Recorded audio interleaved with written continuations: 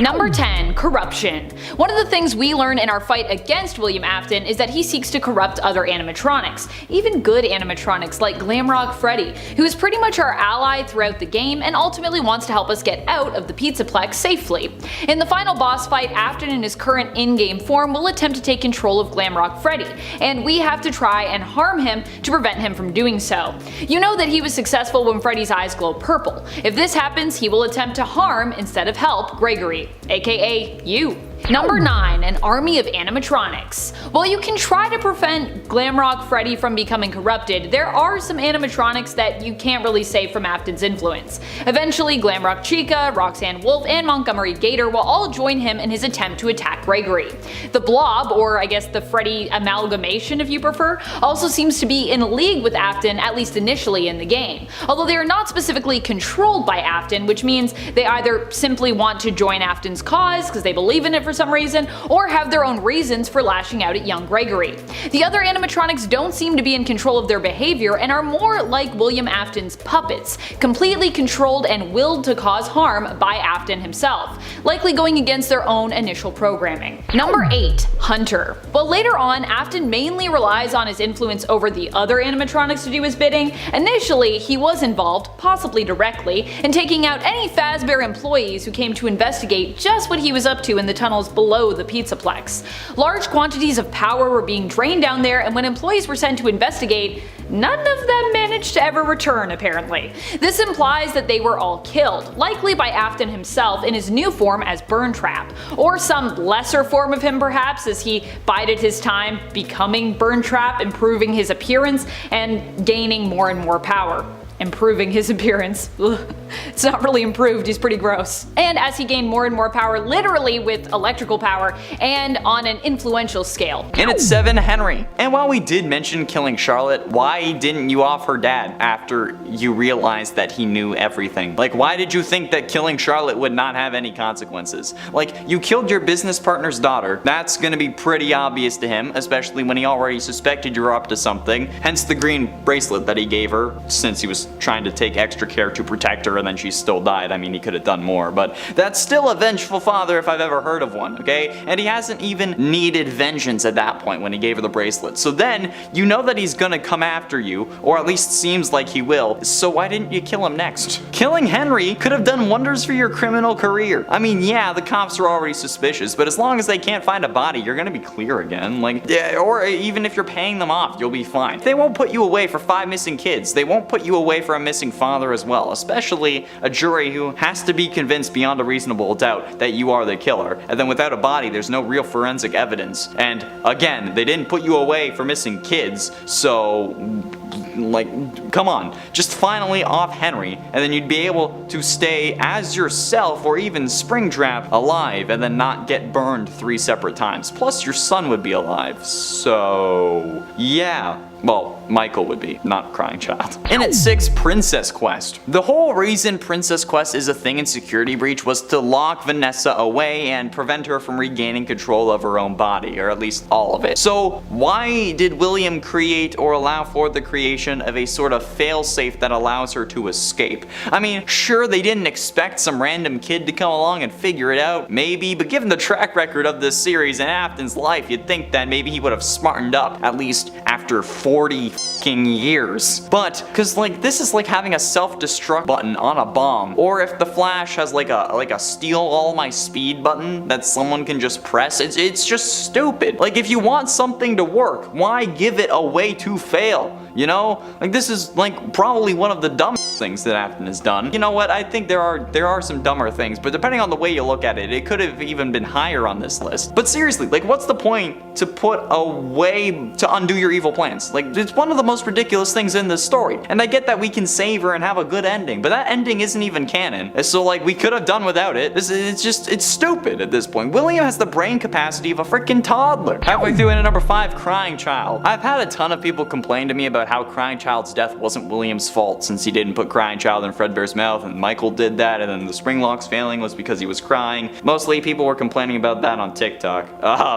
However, to me, There is no logical way that an animatronic jaw would have crushed his skull. And you know what? Even not just to me. It should be to all of you as well. The spring locks, like, they weren't in use. They didn't have to keep the things to the side because it was in an animatronic mode. And even if it was, an animatronic jaw would require so much power to actually, like, accomplish the closing of that. So like the only way that Crying Child's skull could have been crushed was if Afton had intentionally superpowered the jaw of Fredbear, which would make sense if he wanted to use it as a kill machine, or maybe even a backup kill suit, or maybe he was originally planning on using Fredbear, but then after his son got crushed in it, he was like, yeah, no, let's move on to Spring Bonnie, okay? This is just the worst way of going about it. There is no way that this was a Springlock failure. The Fredbear suit was already in animatronic mode, meaning that the Springlock mechanisms, which are the things used to keep the robotic parts to the side, which are the things that would have failed, weren't being used. The Springlock failure problem comes from when those mechanisms are put under stress of keeping the robotic bits away from the person inside the suit, and then they fail, and then that's when all the metal parts go back to where they were. So if it's in robot mode, the Springlocks can't fail because they're already in use, okay? Keep in mind, again, the term for Springlock in this context is referring to the parts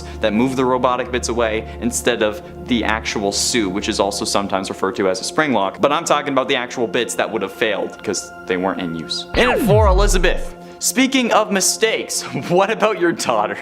I'm kidding, although we can't really be sure if she was intentional or not, but rather, I mean, what about getting your own kid killed? Like, I don't know how William thought that this was going to work out for him. I feel like this guy just thought, like, how do I capture kids more efficiently? Oh, I know, I can make a robot to lure them in, and then make sure that my kids love the design so that I know it will work. Hey, honey, come here, dad wants your help designing this thing. Like, what? Because like then Elizabeth ends up making the most predictable move ever and then going directly against her father's instructions to see the robot that is basically perfect in her eyes. Like bro, like, William, why did you think that this was ever going to work out in your favor? Why did you think that this was going to just be all peachy? When has a kid ever listened to a parent? Especially at seemingly what her age is, especially when they might be loaded because you have a successful entertainment business, okay? Spoiled rich kids listening to their dads when they say not to touch a giant robot made specifically to appeal to their generation? Yeah, great idea. You are a special kind of stupid. Just like add a blacklist of kids not to take. Really. I mean, you have facial recognition tech in FNAF 2. So come on, just set up a blacklist. Just do it. Wait. Listen to the Shia LaBeouf and just do it. Number 3, From Whence He Came. While the Blob initially seems to be allied with Burntrap, as it also strikes out at Gregory, we later learn that this might not actually be the case. The Blob is the one who ends up grabbing Burntrap when he tries to escape as the cave and tunnel system begins to collapse, depending on which ending you get and what's going on. It seems the Blob either did not want to be left alone or actually has feelings of pain and vengeance attached to William Afton and Burntrap. Burntrap's fate remains uncertain, but it's definitely implied that he is killed during the cave-in, and likely so is the Blob. Of course, this is the unkillable and seemingly immortal William Afton we're talking about, so there are also many reasons to believe that this is not the end for him, as, you know, he always comes back. Always. Number 2, Death Animation. While Burntrap being overtaken by the Freddy amalgamated Blob / Elizabeth / just the Blob, whatever you want to call it, and one of the endings seems to imply that he has died, or at the very least has been defeated, we don't actually get to see his death happen. We just see him basically like pulled away by this blob as Glamrock, Freddy, and Gregory manage to escape while the underground tunnel and cave system caves in. However, through fans hacking the game, they've claimed that they have found some unused Burntrap files, and within that an unused death animation for the character. There could still be a way to unlock those unused files, of course, as it's still early days for this game, and there are likely tons of clues and hidden lore still left uncovered as of yet. After all, this game is massive, but the other option is that Burntrap's death was initially going to be shown in one of the endings, but was ultimately cut to leave it more ambiguous as to whether or not he might return, and whether or not he actually survived. Perhaps they wanted to kill him off initially, but then decided they'd rather leave the option open for Afton to return once again. I personally think they maybe were like, we could make Vanny this big character and then like say goodbye to Afton, and then they got cold feet as they were getting near the end of that. They're like, oh, people won't like it if Afton's gone. Of course, all of the people that have played the game are like, more Vanny, less Afton. Number 1. No jump scare. Although all the other animatronic antagonists in Five Nights at Freddy's Security Breach have their own jump scare if they manage to catch you, Burn Trap is the only animatronic who doesn't seem to have one. This is likely because, well, he doesn't really catch you himself, but instead gets other animatronics to lash out at you, preferring to use them to get to you instead of pursuing you as Gregory himself. This just goes to show us how much this character has evolved and really grown in terms of his power, becoming the mastermind who pulls the strings as opposed to doing his own dirty work. And I know what you're all gonna say, he's always been the mastermind. Amanda, you're right, he has been, but I just mean, remember initially he used to kill people? That was his thing. And now he's like, nah, everyone else just kill people for me. I'm tired. I'm like, look at me, I'm barely a human anymore. I'm just a little bit of bone and a little bit of gums. That's about it. In a 10, Plush Trap. Technically, in a sense, Plush Trap is just the small version of Spring Trap, right? I mean, like, if you think about it, if you shrunk Spring Trap down and made him like Scrappy-Doo proportions, you'd have Plush Trap. So the Plush Trap jump scare from the Fun with Plush Trap minigame counts as William Afton, at least enough to be number 10. I mean, a kid in FNAF 4 even says, "Where's your plush toy? Mine is Spring Bonnie. My daddy says I need to be careful with him or it will pinch my finger. He's a finger trap," he says. So that's good enough for me. He is a nightmarish variant of the Spring Bonnie plush toy, who first appeared in Five Nights at Freddy's 4 as the main antagonist of his own minigame Fun with Plush Trap. Plush Trap is a smaller plush version of Spring Bonnie. He is similar in design to Spring Trap, albeit much more cartoonish and less damaged, and he also seems to be less menacing in appearance than most other nightmare animatronics, but that doesn't stop his jump scare from still getting you, okay? Because even enough to cause Eddie VR to flip out multiple times. That was funny though. In at 9, PowerPoint Spring Trap. This game, called FNAF 3 PowerPoint Edition, is a game that from the description was made in PowerPoint. This FNAF game was made in PowerPoint. How the ever-loving hell does that work? Like, how do you make a FNAF game in PowerPoint? Imagine that's how Scott released the first game, just like a frickin' PowerPoint file. That would have been insane. This is very simply a click a couple of times and then get jump scared kind of thing. At least this jump scare is scarier than the original FNAF 3 jump scare. This is wrong, and it feels incorrect. It feels like a sin on so many levels to play it or even have it downloaded, okay? I thought that the whole PowerPoint thing was a joke, but no, it's literally a PowerPoint file that you click through. So this jump scare is scary because it's bad. And the only reason it's not number 10 is because of Plush Trap. This is just wrong. Like, why would you do this? The jump scare is also unavoidable, actually. You can't win this version. And apparently, from what I was looking at, these PowerPoints are a series of games. And at 8, Ultimate Custom Night Scrap Trap. Scrap Trap, formerly known as William Afton, is a bipedal green-colored animatronic with his human corpse trapped inside, although it's not actually a corpse, although the wiki calls it a corpse. The wikis need to be updated. William wasn't dead at this point, okay? The suit's head is heavily damaged and reveals a yellowish color underneath, which may be part of his skin, maybe the suit. We aren't entirely sure, although it might also be just bone. There are also gray and red wires that connect his skin to his suit. He has gray robotic eyes and 2 teeth resembling a cartoon rabbit, with smaller, sharper teeth lining his bottom jaw. His right arm lacks a hand, resembling a broken bone, and there are multiple bone-like claws on his left hand. In Ultimate Custom Night, Afton only appears once per night, and there is a chance that he won't appear at all. When he does appear, however, the office lights will flicker and a loud clamoring noise will come from the right vent before attacking. The player must quickly close the right vent door to block him, and he will not appear for the rest of the night if you do it correctly. But if you don't, Scrap Trap's jump scare is one of the few animated ones in this game, making it scarier than someone like Nightmare Balloon Boy, who only has an image that moves around. You really cheaped out on the jump scares in this game, Scott, just saying. Number 7, he survived. So obviously, if you have played Security Breach or watched any of your favorite YouTubers or streamers play it at this point, you know that William Afton managed to survive and make it into the game. Not only that, but his physical body even manages to somehow be around. I know, I'm like, isn't this thing completely destroyed at this point? Apparently not. It shows up once more fused with an animatronic suit, managing to have survived all the awful things that have happened to it, like being spring-locked and burned alive. I think he was burned alive twice actually, and also possibly possessed or cursed, depending on which continuity you subscribe to. Though it should be noted that this is probably the most decayed and worse for wear we've seen William Afton look in the flesh. Number 6, Burn Trap. This version of William Afton is known as Burn Trap. Burn Trap is an amalgamation combination of a bunch of different animatronics, and I believe we actually found the name Burn Trap through hacking the game and through looking at the file names. Burn Trap is actually a withered Spring Bonnie suit that also has endoskeleton parts from Springlock, Glamrock, and Nightmare animatronic builds as well. Of course, the corpse of William is also permanently bonded with this suit as well, and much of his corpse beneath is visible because of just how withered the suit is. Very little of the suit is still visible, and you can even see all of Afton's skeletal looking gum exposed bottom jaw, as the suit no longer has its bottom jaw attached. Ew. Number 5. Trailer lines. When fans looked into the files belonging to Burn Trap within the game, they learned that there was actually a ton of content stored there that simply wasn't used at all in Security Breach, at least as far as we know right now at this moment in time when I'm recording this. However, this content was designed and programmed into his character, it just was never used. Among this content were 2 lines featured in one of the Security Breach trailers that many fans suspected belonged to William Afton himself. Well, it turns out that apparently we were right about that. However, while the lines were found within his files, they were never uttered in the actual game. Either they were put there with the intention of being used, but an opportunity never really presented itself that made sense, or they were used and then later they were cut from the game for some reason. Among them, I believe, was the line, "You will do as I say, you will bring me what I want, and if you fail me, then you will, both of you, burn."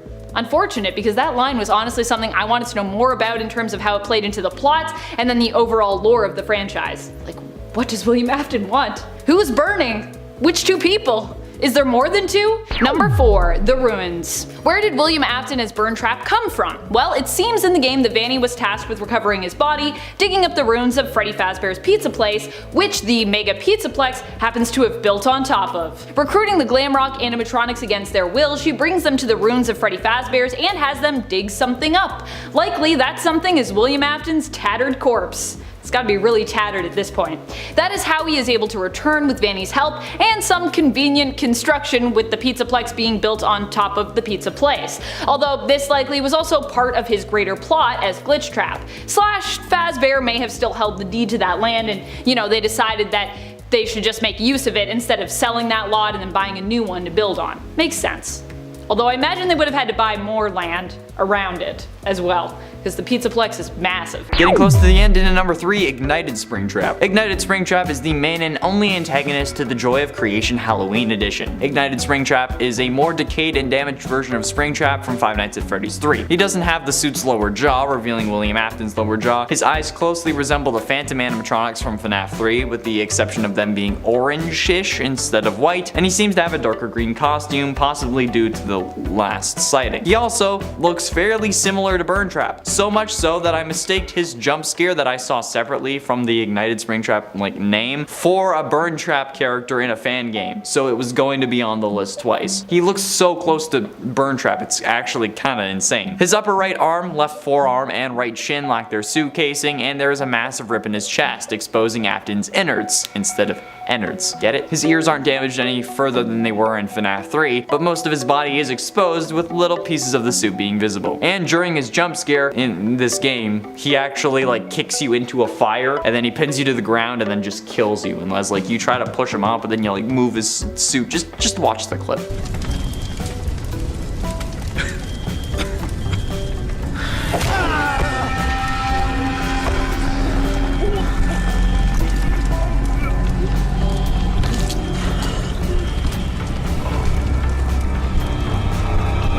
And ultimately, in number 2, Reaper Springtrap. Reaper Spring Bonnie is one of the Reaper antagonists in Final Nights 3 Nightmares Awoken. He is referred to by the Fredbear plush as my friend, possibly because the original Fredbear entertained alongside Spring Bonnie, so they're friends that way, not cohorting, I think, hopefully. But like the others in Final Nights 3, he's a Reaper animatronic. Reaper Spring Bonnie returns in the 4th and final game in the series, Final Nights 4 Fates Entwined as well, where he just looks absolutely terrifying. In Final Nights 4, Reaper Spring Bonnie, referred to in the museum as just Reaper Bonnie, appears in Investigation 4. He, along with Reaper Balloon Boy, Reaper Puppet, Reaper Mangle, and Reaper Golden Freddy, attack Max Donovan in the hospital bedroom. His behavior is the same as in Final Nights 3. The player will hear him moan like some weird person in my DMs, and they will have to run up to the door and use the flashlight to scare him away. He also looks way more terrifying in Final Nights 4 than he did in 3. Not only does he have one jump scare as well, he also has 2. One at the door and and one for if he gets into the room. Both are horrifying, but the door scare just seems more expected to me, because like you would see him walking into the room, therefore more terrifying than if he actually gets into the room. However, if I was really strapped, I could have used both jump scares for numbers, just saying. And finally, in at number 1, Nightmare Springtrap. A mod for FNAF 4, Nightmare Springtrap is a nightmare animatronic that bears a resemblance to Nightmare Fredbear or Nightmare Freddy, as he's known throughout the community. I mean, like Nightmare Fredbear, Nightmare Freddy, they're two different things in my opinion. Nightmare Springtrap, though, only appears on night 8, the challenge night. And upon completion of the night, the player will unlock a 4th star and plush versions of Chica, Bonnie, Spring Bonnie, and Fredbear for the player's bedroom. Many of the plushes will be scattered around the room in different places, such as on the floor and along the top of dressers and stuff, but the player is able to see Nightmare Springtrap once before it enters the room. If you do see it, that counter resets, giving the player one more chance to complete the night. Once Nightmare Springtrap is activated by this, the other animatronics, including Fredbear, will then be deactivated for the rest of the challenge night, leaving the player to only try and outwit Nightmare Springtrap alone. Nightmare Springtrap very rarely enters the closet or appears on the player's bed, but the player will be able to detect his movements based on the moaning sounds he makes. I don't know why everyone makes Springtrap moan. In at 10, animatronics. We can joke all we want about how Afton has a hardcore bloodlust in this series, but his desire for human destruction has been there since the start. Thanks to the fast facts found in FNAF AR's files, we learned that the Funtime robots, the ones used in Sister Location, were actually some of the first robots Afton ever made. Not exactly the first, but among the first. And that they were built with special containment chambers inside to store away items, which we all know is code for children's storage tanks, which we see the Funtimes actually have in their blueprints from FNAF 6. So this means that Afton has been wanting to kill kids since before his kids had died. Hell, even maybe before his kids were born, depending on the timeline.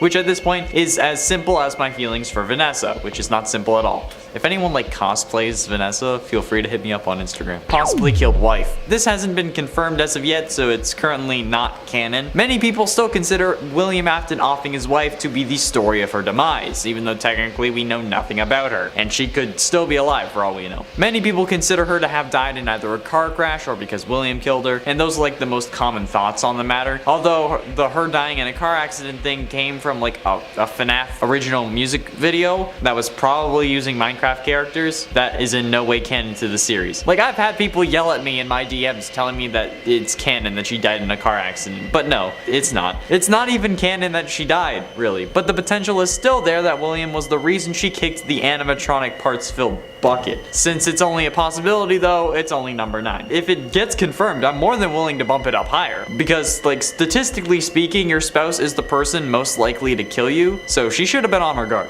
And at 8, missing children's incident. I mean, this is a fairly low-hanging fruit since it's like the inciting moment for the whole series, but I think it's worth calling out at least number 8. The missing children's incident, in case you forgot, is the infamous incident where 5 kids go missing inside of Freddy Fazbear's Pizza and are never seen again. Police investigated but were never able to find the bodies, thus they had to let their suspect, in this case William Afton, go due to a lack of evidence. However, this is one of the most horrifically painful moments that you can think of, especially if you're a parent yourself. 5 families went into Freddy Fazbear's wanting their kids to have the time of their lives in 1985, but left without their favorite people. They had the time of their lives, alright, it just so happened to also be the end of their lives. And not only that, but Afton ends up getting away with it since the police were terrible at their jobs or were getting paid off. Still not sure which one is the case in this series, but the missing children's incident is one of the most messed up things to ever happen in this series, but without it we wouldn't have the series. At least it's all fake, right? It's 7, Clown Springtrap. Clown Springtrap is Springtrap's 3rd skin and the 3rd skin overall to be introduced into the Dark Circus event of FNAF AR. Clown Springtrap has a pale white suit with blue and purple makeup above his eyes. He also has messy purple hair coming out of his head, obviously, and large red lipstick as well because he's a clown. Clown Springtrap's body is mostly covered by a large suit with ripped up black pants and a black shirt, along with a red and purple vest. He features large red clown shoes along with a large red bow tie and flowers on his chest. His right eyelid has also been stitched up for some reason. Finally, he carries around a very large red mallet in his left hand, a la Harley Quinn. And considering how clowns are one of the most common fears, with more people in the United States being scared of clowns than global warming, I think putting Clown Springtrap on this list where he's intentionally jump scaring you in your own home is definitely understandable. And it's 6, Insane Spring Bonnie. Insane Spring Bonnie is a nightmarish depiction of Spring Bonnie from the Five Nights at Freddy series. Well, not Insane Spring Bonnie isn't from the FNAF series, but Spring Bonnie is Yes, and it's based off Spring Bonnie. That's what I meant. Insane Spring Bonnie bears a huge resemblance to the Springtrap from FNAF 3. He is a greenish yellow with many rips and tears, and Insane Spring Bonnie, similar to the other animatronics, has 2 rows of sharp teeth and steel claws. The front of his chest is torn open, exposing the endoskeleton within him alongside his legs. He is also missing half of his right ear. Insane Spring Bonnie starts moving around at night 3. Insane Spring Bonnie looks strongly like Springtrap from FNAF 3, so like, I mean, like, that makes sense since Springtrap is like the Spring Bonnie suit. But Insane Spring Bonnie was not planned by the developers of the fan game it's a part of until later in development. This is all coming from what I read on the URL, the FNAF fan game wiki, and it didn't actually list the game that the Insane Spring Bonnie was a part of, which is kind of an oversight on their part. But I mean, like, if you know, let me know in the comments. This thing looks horrifying though. Insane Bonnie comes from Final Nights 4, but I don't know if Insane Spring Bonnie is something else or not. I think it's from a game called Insanity, but I also could be wrong. Let me know if you know. Let me know. Halfway through into number 5, Sinister Springtrap. Sinister Springtrap used to be an upcoming antagonist in Sinister Turmoil, a cancelled fan game. He looks like original Springtrap, being dirty colored with hanging wires from his head, and the only 2 differences that our purple guy's corpse head is clearly visible this time, and because you know he's a sinister, he has long sharp teeth going on. Currently he's not in the game, but he was planned on being in the full game and possibly in the demo. However, like I said, the game was in fact cancelled. And this guy is scary for the reason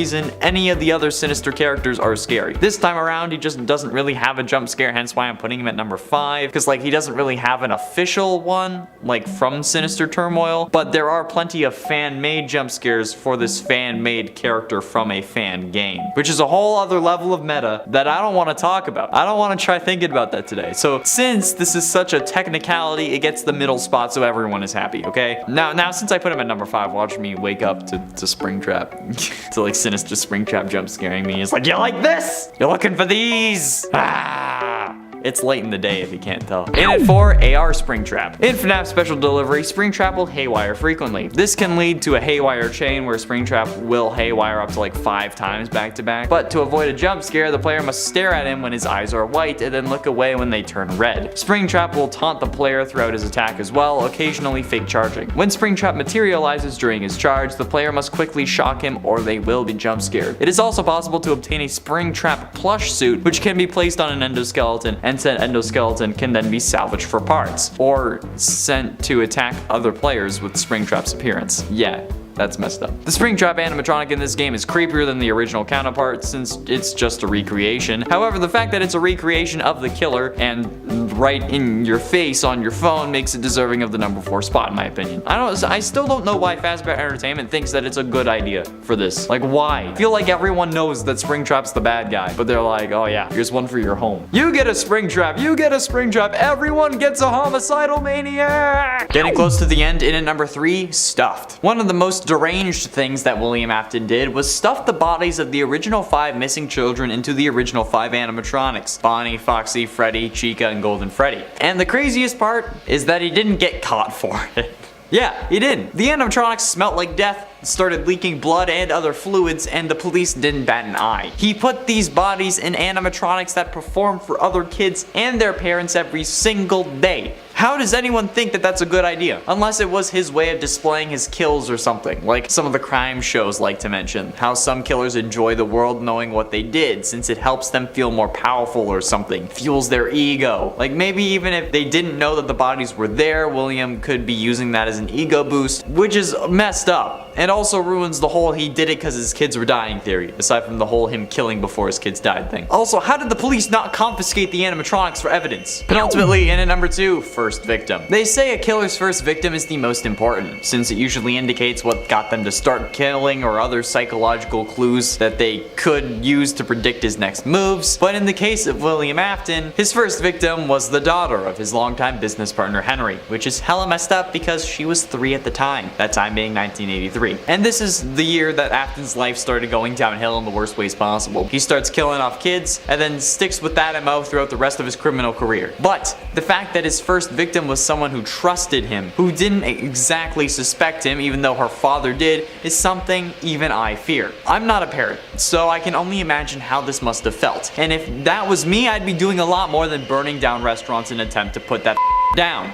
I'd be doing it myself, especially if he had killed my daughter when she was only 3 years old. Like, I can feel the rage brewing and I don't even have someone that I could, in theory, make a daughter with. And finally, in at number 1, killed his kids. The worst thing that Afton has done by far is gotten his own kids killed. Sure, he may not have done it directly, but his actions ended up resulting in all 3 of his kids' demises. Him killing Charlotte got Fredbear's closed, which resulted in him having to open up circus babies, which made him have to dust off Baby and the other fun times, which were designed to kill in the first place. Baby ends up grabbing and crushing Elizabeth, resulting in her possessing the animatronic. He superpowered the jaw of the Fredbear animatronic used in the new Freddy Fazbear's, which ends up crushing his youngest son's skull, since that was not a spring lock failure due to all the spring locks being active, since it was in animatronic mode, not suit mode, so there was nothing to fail, meaning that he had to have been crushed by the power of his jaw. And while you could argue that it was Michael's fault, why would he think that Fredbear's mouth was overpowered? As the suit technician, William knew what was going on and intentionally souped up the jaw power. And then he gets Michael killed when he sends him down to find his sister in sister location, which ends up getting him stuffed with innards and then letting himself burn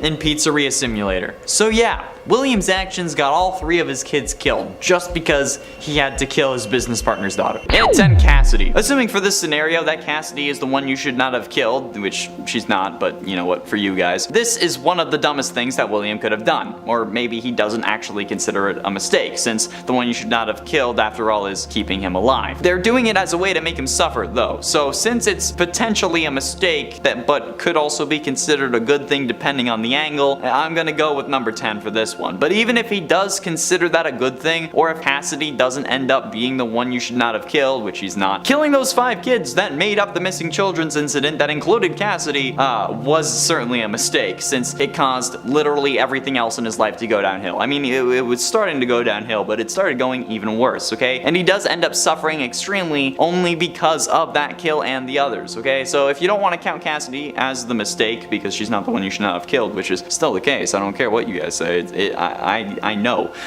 Count the missing children's incident itself as the mistake. In at 9, blueprints. There is no doubting what you've achieved on a technical level. These are clearly state of the art. There are just certain design choices that were made for these robots that we don't fully understand. We were hoping that you could shed some light on those. She can dance, she can sing, she's equipped with a built-in helium tank for inflating balloons right at her fingertips, she can take song requests, she can even dispense ice cream. With all due respect, those aren't the design choices we were curious about, Mr. Afton. This classic line of Afton being interrogated, I'm guessing, that plays the first time you open up Sister Location, just showcases how stupid this man is, okay? The cops know what these animatronics are capable of and what they were designed to do. And you wanna know why? Because the blueprints are just readily available. This man included wireframes of a child being stuck in Funtime Freddy and just left it on his computer. What? Why would you do that? Well, that's so stupid. So when they found that, because you know, obviously they're gonna search his computer, they instantly ended up being even more suspicious of him, and then they were keeping an even closer eye on him. That's also probably why he ends up starting to dress in the spring Bonnie suit even, maybe, which ultimately ends up screwing him over as well. So yeah, designing the Fun Times as killbots was definitely a bit of a mistake, but then leaving the wireframes on your computer was something even dumber, especially considering how one of them was meant to symbolize your dead wife, and the other one ended up killing your daughter. In at 8, Charlotte. While yes, Charlotte may have been Afton's first true kill, causing his descent into madness, this is more so because of what she really turns into, because like somehow this also didn't make Henry end Afton instantly, because if he had, I would understand that. But in the games, Charlotte ends up possessing the puppet, who then gives life to the other animatronics, which causes Afton to disassemble them and then release their spirits that then scare you into your spring Bonnie suit that crushes you, and then you start going even crazier. But even discounting the game aspect of her like killing being a mistake, in both universes where William kills Charlotte, Henry comes after him for it, which results in what should be his death multiple times over. And not to mention how in the books specifically, unbeknownst to her, she is an animatronic robot that was meant to replace the daughter that Henry had lost, but it's also revealed that the animatronic is also, her adult form is also Baby as well, who can switch between her human and baby form at will, and then her human form doesn't remember being baby. So yeah, Charlotte in the books also ends up being baby, which is just a huge mistake for both Afton, Henry, and Scott Cawthon. And it's 7 stored his daughter. While we know Afton isn't the best father, I think it's something else to end up locking your robot possessed by the soul of your dead daughter into an animatronic testing facility. That seems a bit too far if you ask for my humble opinion. But nevertheless, he still did it, and that's what Sister Location is all about. And William was even the one who sent us as Michael down there in the first place, and then we get shoved full of entered bits so that they can escape. Did William know about that plan? Unsure, because like in FNAF 6, Baby says that she'll make her dad proud. So was that William's intention to like send us down there so Baby could get out? And if that was the case, why lock her down in there in the first place? I mean, like if she was your daughter, why not have her just like chill around the house, right? Like in the books, Baby is able to transform between Baby and like a human looking animatronic at will. So why not add this to that version, and then you can have your daughter back, albeit a little more messed up. But like more like you in the long run, right? I don't know. This family is messed the hell up, and nothing makes sense.